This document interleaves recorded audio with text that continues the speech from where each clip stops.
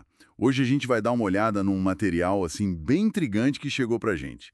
É sobre as lendas dos anéis de fadas, sabe? Aqueles fairy rings da Europa. São aqueles círculos que aparecem do nada na grama, às vezes com cogumelos. Exato. E o material que a gente está analisando, ele não trata só como folclore, né? Não, ele vai além. Sugere que talvez fossem portais. Uhum.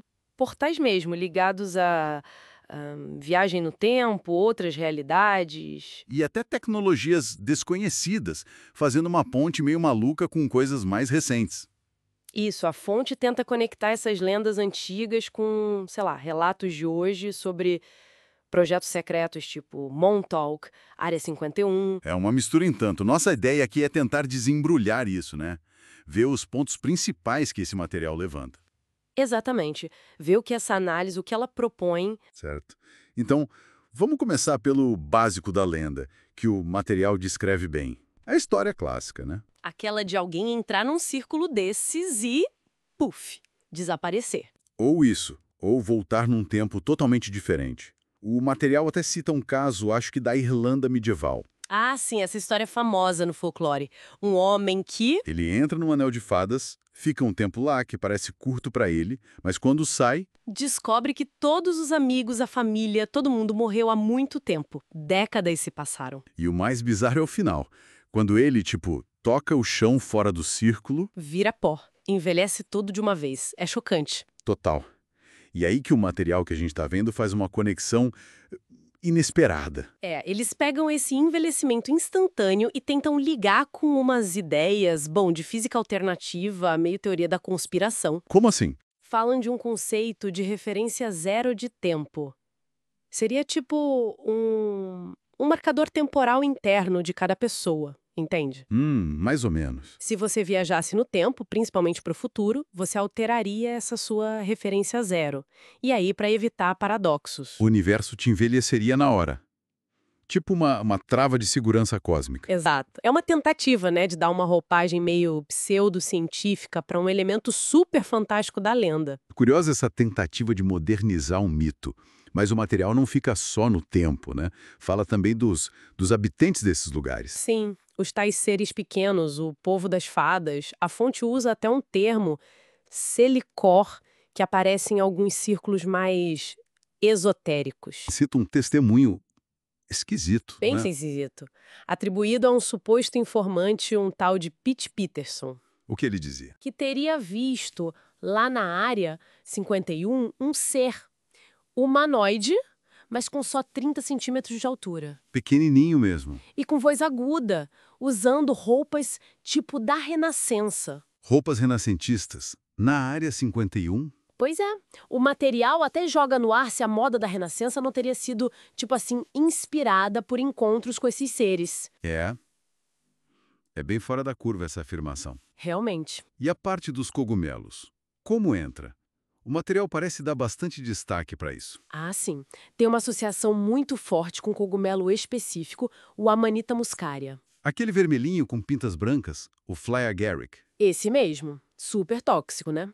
Mas com histórico de uso em rituais, embora perigosíssimo, mesmo depois de preparo. E qual a ligação que o material faz? A ideia apresentada é que talvez esses cogumelos, o consumo ou só a proximidade deles ali no anel, pudesse, sei lá, abrir a percepção, facilitar o contato com essas outras realidades ou com esses seres. Tá, e daqui a coisa começa a escalar, imagino. Bastante, porque o material vai lá e sugere que Stonehenge, O monumento? na Inglaterra, Sim. seria uma representação gigante, estilizada, de um anel de fadas feito desses cogumelos amanita. Uau, que salto! E conectam isso com lendas irlandesas que dizem que tanto os círculos de pedra quanto os cogumelos apareciam, assim, magicamente, da noite para o dia, e ambos ligados ao povo das fadas. Fazer uma ponte entre pedra e cogumelo. Isso.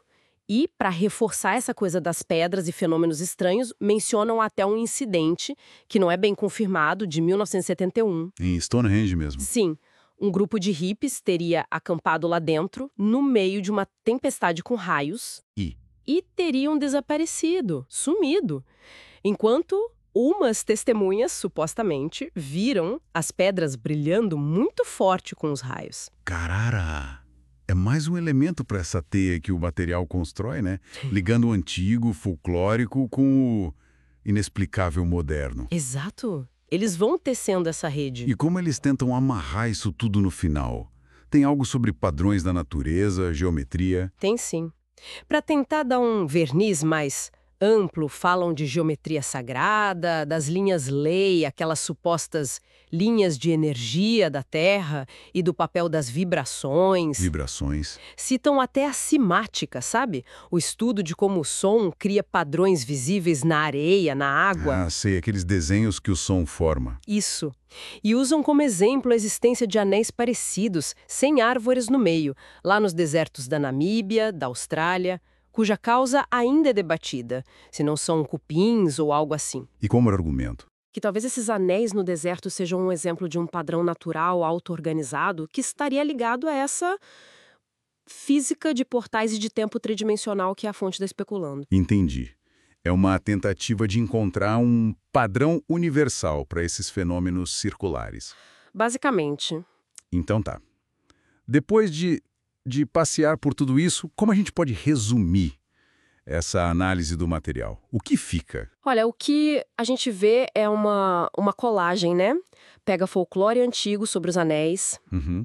mistura com relatos de experiências alteradas, talvez por substâncias com os cogumelos que eles mencionam, Sim. junta com teorias da conspiração sobre bases secretas, Área 51, Montauk. E joga por cima uma camada de física alternativa não convencional. Exatamente. O fio condutor parece ser essa tentativa de validar os mitos antigos usando um monte de ideias modernas e alternativas, por mais desconexas que pareçam às vezes. Percebe-se um padrão claro nisso que o material faz.